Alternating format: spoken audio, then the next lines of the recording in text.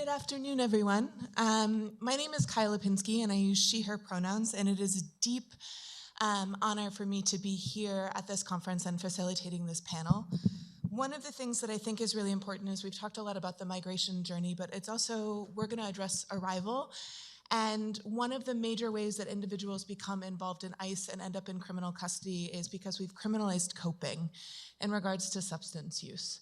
So I'm deeply honored to be sitting on a panel of incredible advocates and experts to discuss substance use as well as the reasons that individuals may engage in chaotic or substance misuse throughout their migration journey and once they arrive here in the United States.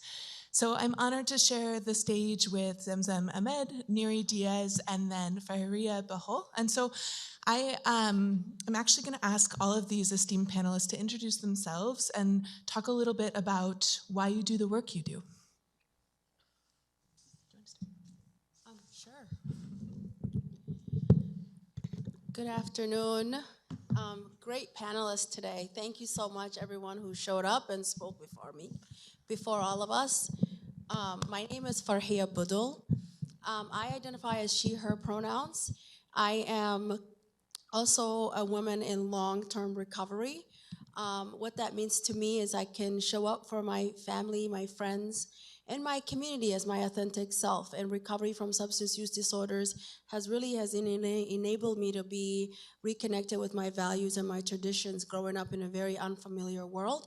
I am the founder of NIA Recovery Initiative, which is a recovery community organization helping East African community find and sustain recovery at the community level. I am also very fortunate to work at the city of Minneapolis in neighborhood and community relations as the East African Community Engagement Specialist. Thank you. Thank you, Faria, and thank you for having me here. My name is Zemzem Ahmed. I am a program director at Alliance Wellness Center. And what Alliance is outpatient, I'm sorry, I'm getting a little bit nervous. It is an outpatient treatment center for East African men who are dealing with addiction and mental health symptoms. We work very closely with families, individuals that are struggling, and also communities that are providing services where we teach them how to work with our community and teach our communities how to work and receive services that are helpful to them. I've been there for 4 years. I recently completed my LADC courses. I'm an ADCT, and I have been fortunate enough to see a lot of people go through recovery and maintain their sobriety and stay in recovery. So I'm really passionate about the work that we do, working with individuals that are struggling. Thank you. Buenas tardes. Mi nombre es Neri Diaz. My name is Neri Diaz, or my full name would be Neri Rafael Diaz Orellana. Originally from Honduras, Central America, so representing our communities from Central. I don't care about titles so much, so I'm very humble about who I am. I'm a person who has been in recovery as well. I'm also a provider who provide support. I would say the word support because I don't help. I don't believe in helping. I believe in supporting people. That's what we do. It could be mental health, could be substance use. Currently, I'm a licensed independent clinical social worker. And also, I have a temporary license as well as a substance use counselor. I work for Minnesota Community Care, a great organization that we're doing great work, medical, mental health, but also having a program who provides Suboxone care to our so much needed communities who are struggling right now with opiates. I'm a co-owner of Crecer Services, which is a Spanish-speaking co-current disorder agency, very small, but our vision is beautiful and great. And we are here to support our community again, so much from mental health, but also substance use. And I'm an activist. I've been here since 1990. I became an activist not because I asked for it. It was I was pushing to that. I live in St. Cloud, Minnesota, back in 1990.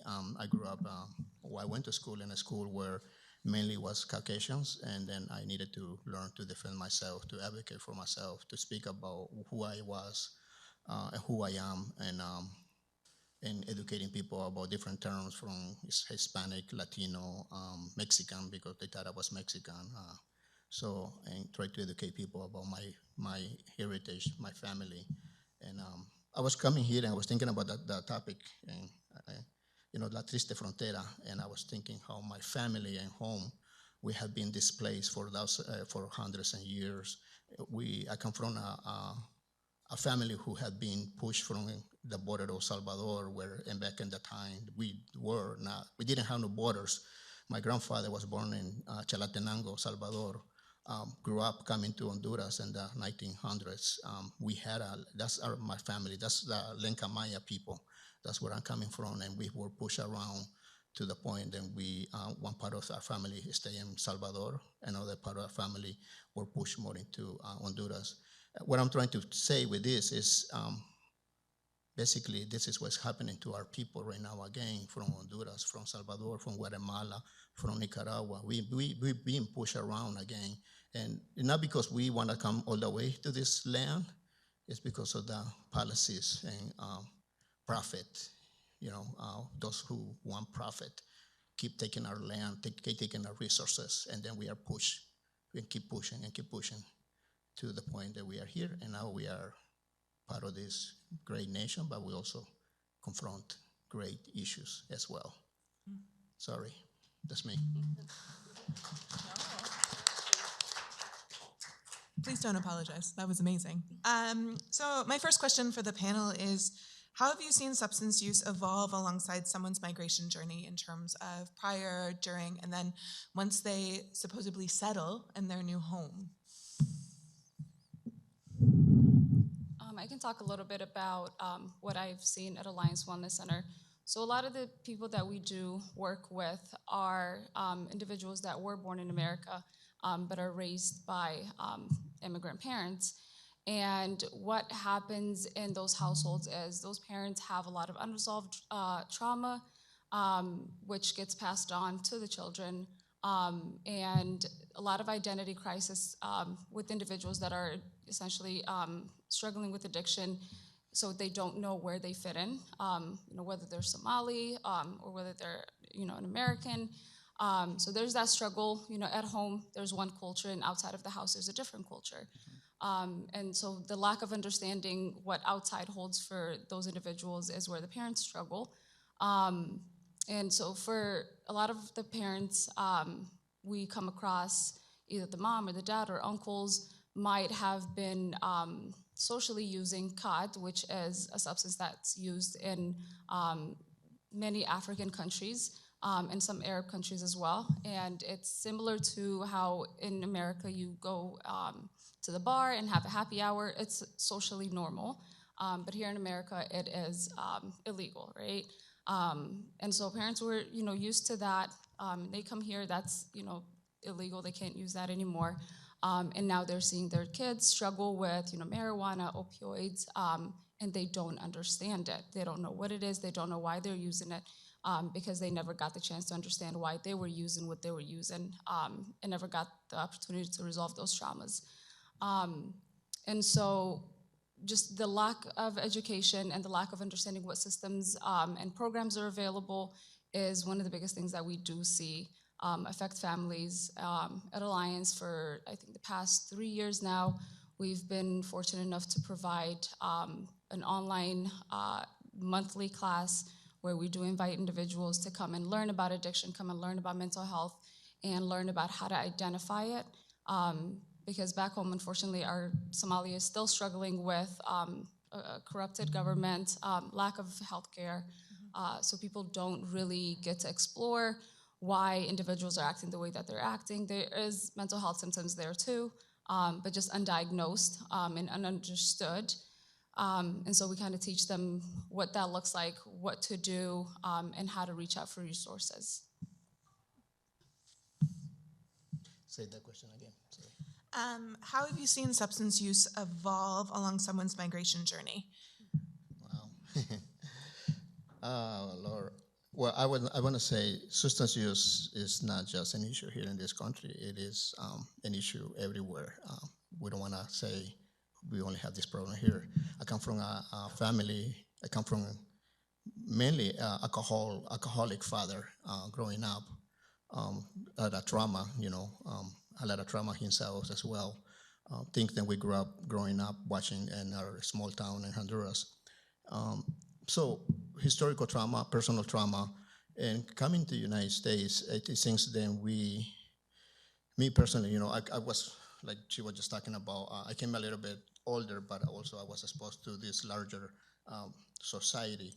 And the more I learned English, the more acculturated I became, the more my friends were no longer, they were very diverse. And then the relationship with my father, because it was only my father here in this country, like many of us, either we come from a single single parent, either mom or dad or whatever. So we don't have this family support like we have back in home. So we are as a young man, I was very vulnerable to the stressors that we face in this country, being a man of color, but more specifically, me being living in St. Cloud, facing racism. And so all this pressure brought me to the point where I started thinking about my trauma, my childhood trauma. So I had a time. It's like I had time to think about my past now. I was here, and all of a sudden my dream, my American dream, was no longer an American dream, became a survival and also a painful. So a way for me to deal with the pain was using.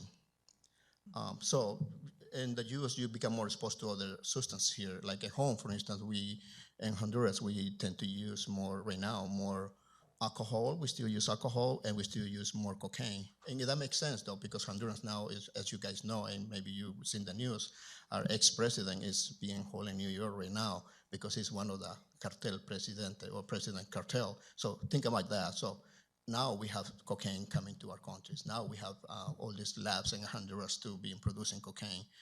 Now in the United States, we are exposed to meth, we are exposed to acid, we are exposed to opiates, we are exposed to more variety of substance use. And of course, I'm gonna use the term that which I don't like using, but I'm gonna use it in my own person, like an addict that I am. We always like something. we always prefer something, and then but living the two worlds, one at home where your family doesn't understand you, your family doesn't ask you what's going on with you, how things are going for you. Your family doesn't have they don't face that reality. They do, but not as much as we do because we are more outside in the community. Mm-hmm. We are being exposed, and that daily, we spend 8 hours outside at home, so we spend more time outside than in home.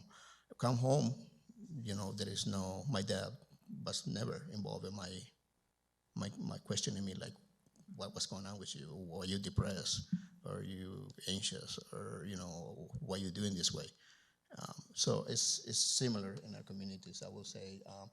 But I would say here is we tend to use more. My experience working with our community, I was telling Kyle the other day, I run into people who work in constructions, and some of their supervisors provide meth to them. They are their dealer. They provide meth because meth provide energy. They give them energy so they can work long hours, and they can produce more. So that's the reality. And I'm running into 14-year-old using meth and working already in roofing or construction work. So that's what we are facing as a community. People taking advantage because they're very vulnerable. Our communities are very, very one of the most vulnerable communities that we have. And that's a reality, though. Yeah, for sure. Yeah. And Faria, I guess one of the questions I have for you in regards to being a person in long-term recovery as well as working in the community, what are some of the biggest barriers to helping people, improve their mental health or achieve recovery, or even just look at retaining hope from what they were promised as part of their migration journey and realizing maybe it's not here? Yeah, thank you for that question. I think we need to really look at that aspect of what do people need. Everybody is different. We got to really meet people where they're at. So it's really For me, once peer pressure. You look around the socioeconomic status of most of our immigrant refugee communities and where we live, and looking at how many liquor stores are in that corner, in that street. Looking at that environment, who is there to help that person? All of those are barriers. The product of being from that environment could be a huge barrier. And then also looking at family systems and family support. If someone does not have family support, it is really hard for somebody to stay in recovery. If they're not really looking at who's going to help me sustain my recovery, where am I? And then the stigma and the shame that comes from that, I think it's really important. I asked a doctor earlier about her assessment, and I think we need to stop stigmatizing people with substance use disorders and looking at it as a brain disease, and that person has a medical condition just like diabetes. So thank you. Can I add on a little Yeah, bit? please. I think you made really great points in terms of like the lack of support. I think for a lot of immigrant families, at least I know in my household, our parents' priority is having financial stability, right? And so when you are, 18, 19, and you want to talk about, you're depressed or you have anxiety or you can't, social anxiety, and you don't want to be around people, they're confused. Like, no, you need to be in school, you need to be working, you need to be doing this. So they have other priorities for you, right? Your mental health isn't really, because it's not understood, and the severity of it is not understood, it doesn't really get taken into consideration, right? And I feel like in a lot of immigrant communities, that is a huge barrier because parents are, working day and night, right? A lot of times it's a single mom or a single dad, and they're working majority of the day, and when they come home, they already have their own stressors, and for them to we don't have the luxury that a lot of other American families do have, which, they can think, they can have college savings or all these other 401k savings or whatever other savings that do exist. I don't even know, right? That do exist are a cushion for them, whereas our parents are living paycheck to paycheck and don't have that time to pause and really think about what did happen at school today. How is your day going? And the kid has to deal with it by themselves, or they go outside and they see what is in their environment, and that's what helps them cope, and that's what makes them feel comfortable. Right. Yeah. They say Minnesota is the land of 10,000 lakes and 10,000 treatments for substance use. What kind of care do people have access to, and is that care effective in regards to supporting migrant communities as well as the whole family? Working at a treatment center, a lot of things are not that accessible. Back in, I think, 2019 is when we first started seeing a lot of clients coming in for opioid use disorder. Mm-hmm. And I vividly remember having one of our guys difficultly struggle with withdrawal symptoms, and it was so hard to find a methadone or Suboxone clinic. And at that time, I had to educate myself on what that was, let alone, the client had no idea. The families had no idea about what that was. And so getting them into facilities or programs that are culturally specific are very rare. So the care, it's not very much accessible for people with addiction.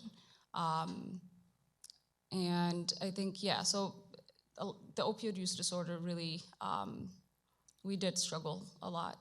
But now there is a lot more, methadone clinics, Suboxone clinics, and even with those, right? So there's Alliance Wellness Clinic, which is an MAT program that provides Suboxone and methadone, and clients have to come until you are at a certain phase or a certain stage. You have to come every morning to come and dose, and that is not feasible for a lot of people, right? So even just the way the care is provided doesn't meet people where they're at. Right. Yeah, there is definitely a lack of, there's a disparity in the way that service delivery is happening amongst people that are suffering with substance use disorders. One size does not fit all, and we really need to look at how someone's treatment plan is happening. How is that being effective? What is included in those dimensions? Looking at all these areas, and honestly, having we look at when I was working in a treatment center, and this was back in 2012. I was working at a Vivo, and it's called the Recovery Resource Center, now a Vivo. We had patients that were coming in from the hospital. HCMC would bring a bunch of clients in a detox van and bring them. And we had to really look at how treatment was happening across and how effective someone's treatment plan is going to be. We're not really setting people up for success, to be honest. Minnesota has the land of 10,000 treatment centers. But then what happens when someone leaves a treatment program? Recovery does not happen in a treatment center. That is where recovery is initiated. Recovery truly happens at the community level. When someone walks outside of a control facility, that is where recovery is happening, in communities, at the mosques, going back to school, going to recovery step meetings, AA, NA, Women for Sobriety meetings, anything that helps you sustain your recovery. It may look different to other people, but that is where recovery is happening. And Minnesota is not investing in recovery support. We need help in this area. There are 4,000 plus treatment centers, but only about 17 recovery community organizations. And none in the rural areas, in Duluth, Wilmer, and those young men and women are coming down to the Twin Cities to hit a lick, to get some kind of a program going. And when they don't find that, they're falling into the fentanyl and the opioid epidemic and dying at higher rates. So we need a lot of work in that. We need a lot of policy changes, and we need to come together to really invest in recovery community organizations. Just want to add to that piece. Just want to add to the piece, as a provider, but also as a person in recovery. I use the term la cultura cura. I don't know how many people knows the term la cultura cura. Anybody? La cultura cura. Our culture heals. Y la verdad que sí cura, porque you have to think about it, we are dealing with so much trauma, home trauma, trauma that we individually are facing. Identity, I think the Mexican Council was talking about the identity piece. Identity is so, when we talk about identity, we can talk about different type of identities, but identities is so important in our life. And for me, my recovery was, I never went to a treatment, to be honest with you. I never. I had a friend from Puerto Rico, Roberto. He's my padrino. He's my godfather to me.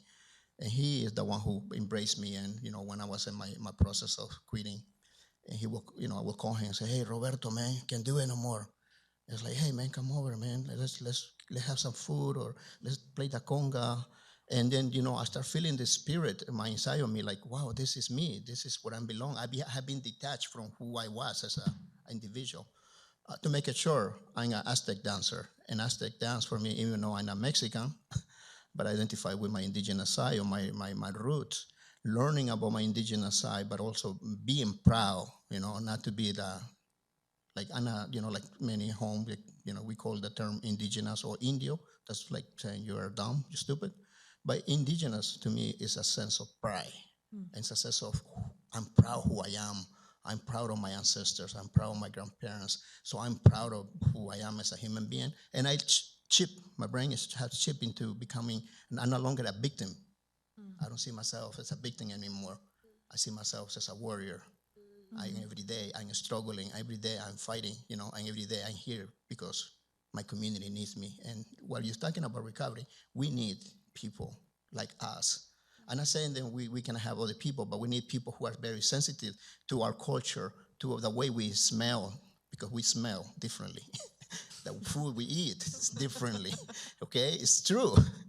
So you need to be prepared for that, the way we talk. We'll dance around, but we'll tell you our issue in the end. So be patient with us, be with us, be with us. So yeah, I agree with you. We need more money into communities, or agencies, and not just recovery agencies, just have more culture, have more places that we can go and celebrate ourselves and be ourselves and be happy and be proud, That's what we need. That's what our youth needs. Seriously. When I work with a 13, 14-year-old right now, he's lost. Coming to see me, his face covered, hood down, he covered his eyes, and I trying to look at him, and it's like, he came back the second day, he removed his mask a little bit, pull out his hood. I'm being patient with him. So traditionally, what we are tough to do therapy doesn't work with this youth. I'm supposed to have the DA done already. Well, I can't because I'm building a relationship with this young man first. He's not going to open up with me. So we have to be different, I just also want to highlight that 97% of alcohol and drug counselors in Minnesota are white.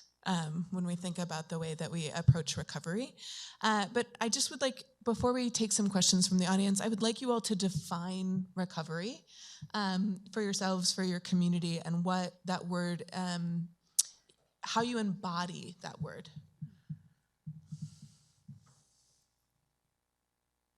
Yeah, I don't think I've been asked that because I talk about recovery a lot. This is what recovery looks like. Yeah. Right here. Yeah. This is recovery right here. So the ability to embrace who I am as a Somali Muslim woman, I recover out loud to let other people know that recovery is possible for them too. And we don't have to hide behind our shame. We don't have to hide behind our hijabs. That we do recover out here. There's so much recovery happening in Minnesota. I want you all to know that.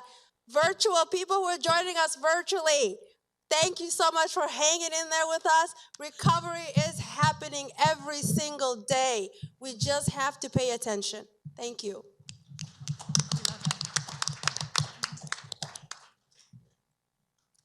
I think that said it all. that is what recovery looks like. Right. It's beautiful to be in recovery. It's beautiful to, I ask, I think my colleagues here, they know,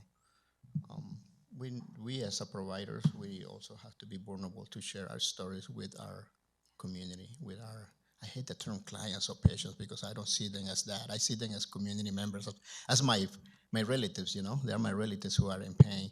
And we understand the pain, and we need to be very sensitive to the pain. So I always disclose my history. I approach recovery in a very humble way. I use my tools that have been given to me, like spirituality from my great-grandfather. I use any piece of my culture to my benefit.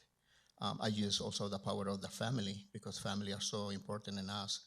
And I think that's another piece that we do differently because we also have to educate our family about, see, it's easy to talk about alcohol, but it's difficult to talk about other substance. Yeah, people knows that. Alcohol is just normal, But when we talk about other opiates, cocaine, other hard drugs, they don't want to hear us. We bring shame to the family. And so we have to also heal our family. We also got to work with our family. But recovery is beautiful. And I'm telling you, it's the best things that we can do. And the best thing is also to be part of this journey and support, one another. It's so important.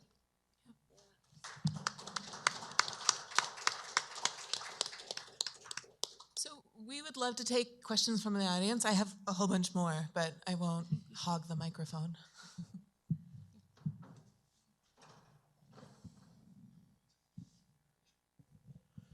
This is not a question, it's more like a comment.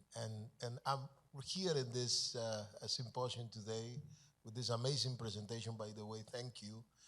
And I'm one which is educational institutions. And one thing that I want to tell, and I hope they hear me, is they do have to be part of people recovery. Unfortunately, a lot of young men, once they have a crisis, school systems are the first one in closing the door and not allow them to come. They put a lot of barriers into them. They actually really make, in many cases, impossible for them to return and finish their degrees or be part of the school again. And I think it really should right now be a priority because this is an epidemic of epic proportions and we really have to address it. And we invite educational institutions to do more.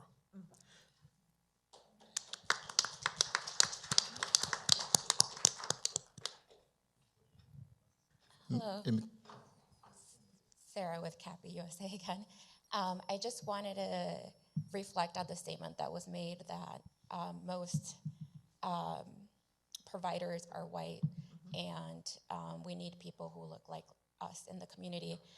What are some things that are being done or some things that the community can help on to provide that education for people of color because they were already a lot of them haven't had access or don't have mom and dad to provide those funds for college. So even if they wanted to attend, that isn't there or not an option for them, and the lack of support as well. So what is being done or how can the community help to bridge that gap? Thank you. I just gonna share my story. I went to St. Cloud State University, and I think I'm sorry to put this back on people of color. I hate to put it back on us, but the work is you working in education or you have some kind of education.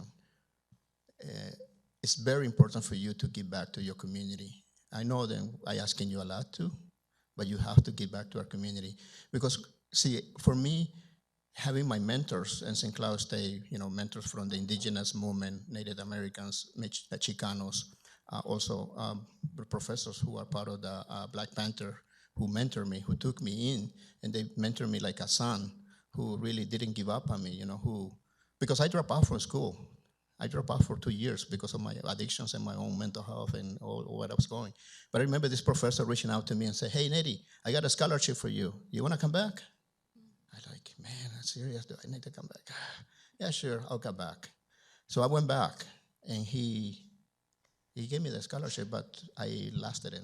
That's like in that 6 months. But to make it sure, I surround myself with people from the community, even though they were not my community, but I connected with the community, and they took me in, and they mentored me. So I think my role right now is to mentor those youngers, who needs us.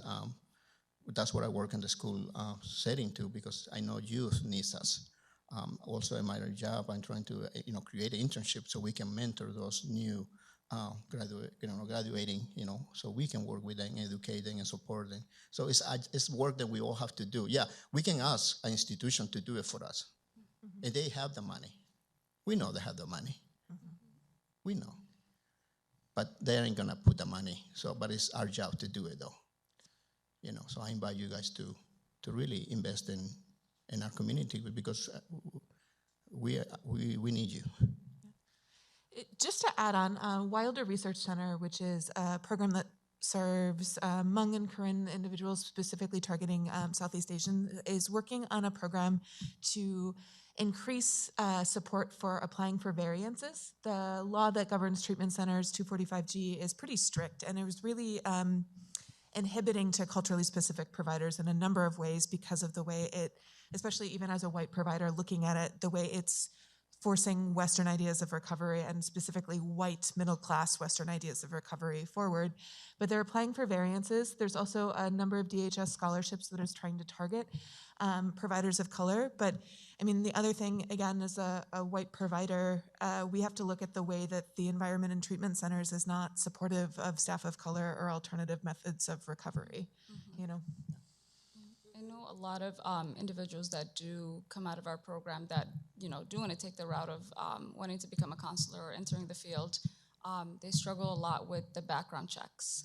People of color are more likely to have records on their background checks, especially when they're struggling with addiction. So that's a huge barrier that they have.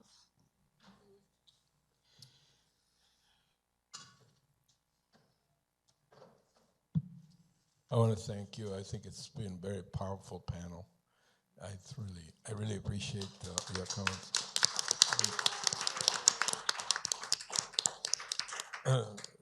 There's a couple of areas that I like to bounce off for your opinion. I like what Fartia, is that the right? Fartia. Yes, Fartia. Hi, Fartia. I like very much what you said about the responsibility of the community after people go through treatment. And I want to allude to that and get your opinion. I've been interested in the idea of religion and religious organizations and recovery. That's my own personal interest. And I wonder, in my own Catholic church, I see chemical dependency as a small piece of the overall issues of the community, even though, I mean, from the church itself. But when you go out to talk to people, there are kids overdosing, there are kids killing themselves, there are kids in depression, not being well managed, there are familiar conflicts of great significance not being addressed. But the community doesn't seem to be grabbing onto the chemical problem. And I think that maybe that's one of the areas to fortify is the relationship of religious organization, because for Latinos, the church, it is the community center. It is the center of family interaction. It is a very powerful force in the community. So questions are, is the diocese, for example, having a strong effort to building chemical dependency as a high priority of some communities? That's my question. My impression is that it's not, but I could be wrong about that. So, and also on the Muslim faith, how is a Muslim organization opening up dialogue with people in recovery? Is that intense, or does that need to be also be pushed? So those are my two questions. Thank you. Thank you, Dr. Foyle. Yes, we need help with our imams, our religious leaders in our community, in my community, helping them to really navigate this world of addiction treatment recovery, because they also lack a lot of there's a lot of misinformation. They want to be able to be there for people, but they don't know how. When families first start to notice an individual is going through having an issue, the first person they go to is the mosque, is the imam, and he oftentimes doesn't know what to do. So religiously, it's we do a lot of the Quran reading and making sure that the person is practicing the faith, and a lot of other religious traditional ways of combating that, but that is not always the case. The person is going to need to go through detox and a lot of different ways before he gets into even treatment. But what is unique about what we're doing now is I attend Maladi Islami, which is a men and women who are Muslim. It's a fellowship of men and women who are Muslim. And we identify as Muslims in recovery, and we borrow the 12 steps from AA and NA, and we incorporate it into our own Islamic principles, and that is how we recover today. So Maladi Islami does exist. I will definitely send the information out to all of you about it. And people dial in from all over the world, and we have Zoom meetings, online meetings, and we also just started our very first in-person meeting after a long 2-year pandemic at the Cedar Riverside Community Center. So I encourage folks to just come out and see what recovery looks like from that perspective. I think higher power, anything that is, it's an important aspect of someone's long-term recovery, sustaining recovery, believing in a power greater than ourselves. So, thank you.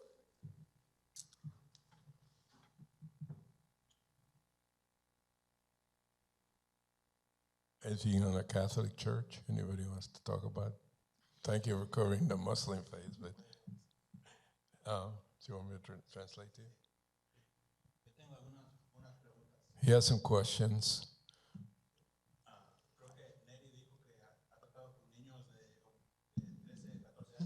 Mary treated some 13 and 14-year-old children.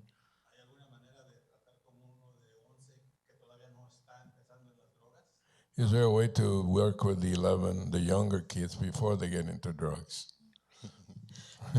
That's what we should be doing, though, investing more in our kids at young age. What we're doing is a lot of intervention. Lo que estamos haciendo es trabajo de intervenciones. Intervención cuando ya la persona ya tiene el problema, ¿no? They're talking about doing intervention when they have the problem, not about prevention. So prevention is one of the things that we really have to talk about it at young age, a very young age. And we also are part of the work that we do. Like I was telling you, I come from... Dice que la prevención es un área que necesita trabajo. ¿Está de acuerdo contigo? También la familia es parte de ese trabajo de la prevención. Families also have to be part of the prevention because no lo hablamos. We don't talk about it. Here's another question for all of you. Why don't we educate the parents?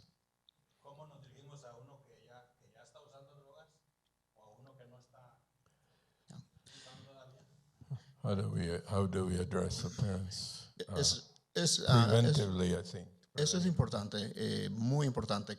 Por ejemplo, it's very important, he says. Yeah. Yo ahorita estoy manejando un grupo de jóvenes centroamericanos, pueblos centroamericanos unidos. La idea de este grupo de jóvenes... Let me translate. He's managing a Central American group of youngsters. Estamos trabajando con la familia y con los jóvenes. Vienen y hablamos de temas de... Talking about with families and children you work. Salud mental, depresión, ansiedad, sustancias. Anxiety, depression, suicide. Estamos hablando del sistema legal, porque ahora ya estamos acá. Issues, yeah. Y tenemos tal vez un permiso. ¿Cómo cuidar ese permiso de trabajo ahora, no? Porque hay una obligación. Work permit issues, yeah. So, el trabajo que estamos haciendo en Crecer Services en particular es esa visión que es individual, es también familiar, pero también es comunitario. Looking at the individual and family issues. La comunidad completa, ¿no? Empiezo, como dije al principio, tengo visiones muy grandes. Yes, he's got very good ambitions. That's great. At Alliance, we work very closely with the individual and the families because when the individual leaves treatment, they go right back to the family, right? And when they are in treatment, they're talking to their families, and let's say, they have a relapse or something like that. They do want to call their mom, and if the mom is talking, negatively or talking down on them, they get discouraged, they kind of lose hope, right? So we do a lot of training and talks with the family members and support systems of the individual that are in the treatment, just so they can have an understanding of, how do you talk to your kid? What words should you be using? What words should you be avoiding?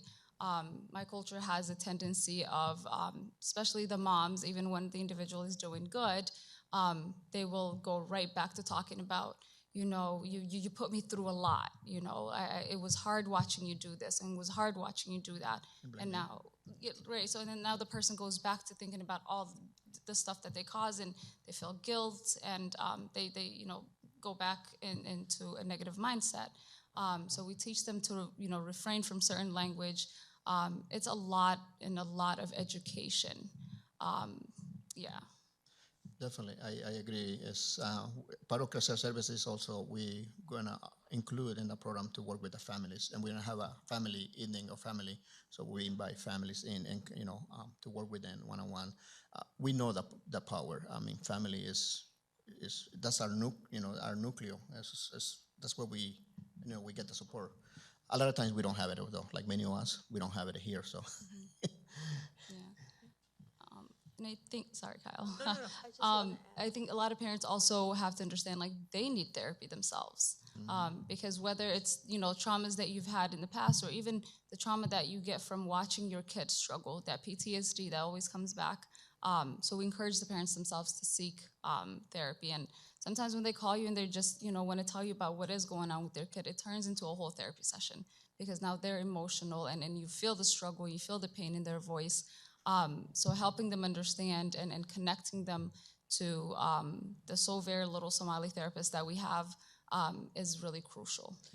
I just, I'm thinking about what you just said. I have a mom and a daughter. 11-year-old who come together for therapy. Mom see me, and her daughter see my other colleague, and they come very happy, and her 11-year-old is so happy, like she's waking up 8 in the morning because I'm gonna go to therapy. So it's, we have to be creative. You see what I mean? Mom works, she's a single mom, she works 3 jobs. So she makes it time to bring her daughter, but also she's coming, receiving therapy because she's, domestic abuse for many years, a lot of trauma there. So it's we just need to be available for our community and be created seriously, and hopefully people can trust us too, though, because that's what happens a lot of times. We don't get that trust. Like what we're doing is the right thing. Exactly. Yeah, I agree. Yeah. No, I just wanted to add, I know that you had asked the question about the church.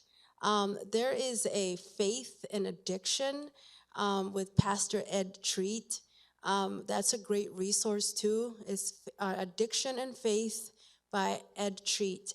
And then also Family Thrive, THRIVE, is with Pamela Lanhart. She does a lot of family engagement and family support as someone who is an ally for the recovery community. So there's a lot of work that needs to be done, but we're still, there's a lot of other great resources too. So community needs to step up and do their part. Yeah. So unfortunately, we're out of time, but I'm wondering if you all have any final words that you would like to share with the audience as a closing. No, I just want to thank everyone, and especially the organizer of this type of conference is so much needed. I hope that this is not the first one, or maybe it's not the first one. I hope it's not the first one or the last one. I think we need more of this type of really conference. Then we can bring people together, and because somehow we're here for a reason. There is a purpose for us to be here. So I would just want to thank everyone, and thank you for your time and opportunity to allow us to be here, and in a humble way. So thank you.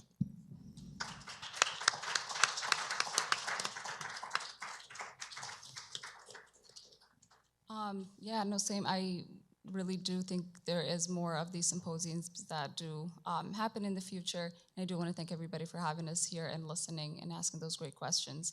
For final words, I think awareness and education are really important, and also taking care of yourself, right? A lot of us, I think, that are dealing with either family members that have addiction, that are working with people that have addiction. We kind of feel like people that work in this field do get lost in the field and they forget about themselves, right? So taking care of yourself, because you can't show up for somebody when you're struggling yourself. There is help, there is services. You've got, 3 different people that are sitting right here in completely 3 different areas, different locations, different types of services. So there is not one single traditional or one single treatment type that works for everybody. Everybody knows what you need as a person, what you're missing, how to fill that hole within yourself. So understanding and learning more about what is available, and as family members, community members, support systems, yourself learning what services are available so you can present it to the individuals that are struggling is very important. So that education piece.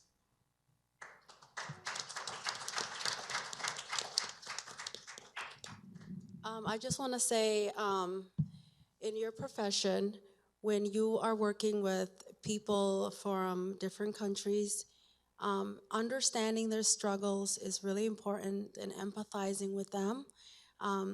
We are the experts, and you are not. Understanding that you have to ask the right questions in order to really get to the root of the problem. And it's just really, really critical, because there's a lot of missed opportunities that I see. Only if the clinician, the professional would have asked the right questions, someone's life could have been saved. So thank you all for being here for us.